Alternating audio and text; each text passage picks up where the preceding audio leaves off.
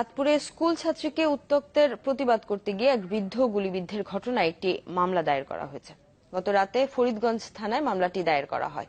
তবে এই ঘটনায় এখনো কাউকে গ্রেপ্তার করতে পারেনি পুলিশ ও স্থানীয়রা জানায়, ফরিদগঞ্জের রামপুর বাজার মজিদিয়া হাই স্কুলের ১০ম শ্রেণীর এক ছাত্রীকে কয়েকদিন ধরে উত্ত্যক্ত করে আসছিল কয়েকজন যুবক।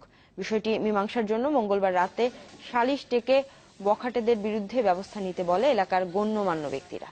এতে ক্ষুব্ধ হয়ে বখাটেরা ধারালো অস্ত্র ও আগ্নেয়াস্ত্র দিয়ে ৩ জনের উপর হামলা চালায়। এ সময় সৈয়দ আহমেদ ভুইয়া নামে এক বৃদ্ধের হাতে গুলি লাগে, আর আহত হন মহিউদ্দিন ও আলাউদ্দিন নামে আরো ২ জন। আশঙ্কাজনক অবস্থায় তাদের জেলা সদর হাসপাতালে ভর্তি করা হয়।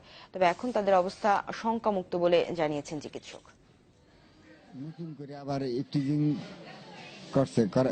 করতে গিয়া, এটা প্রতিবাদ করতে গিয়া খাজামত বিয়ার বখাটে ছেলেরা আমাকে খুব এলোফাতারি দাউলিয়া দরিয়া এবং গুলিও করে আমার হাতে দরিয়া করে আমার কম দিছিল, ইয়ারে কম দিছে, আর লাড়িতে বাড়ি দিছে, বাড়ি দেওয়ার পরে আমার আঙুল বেয়া লাগছে আর শহীদ পরে গুলি করছে।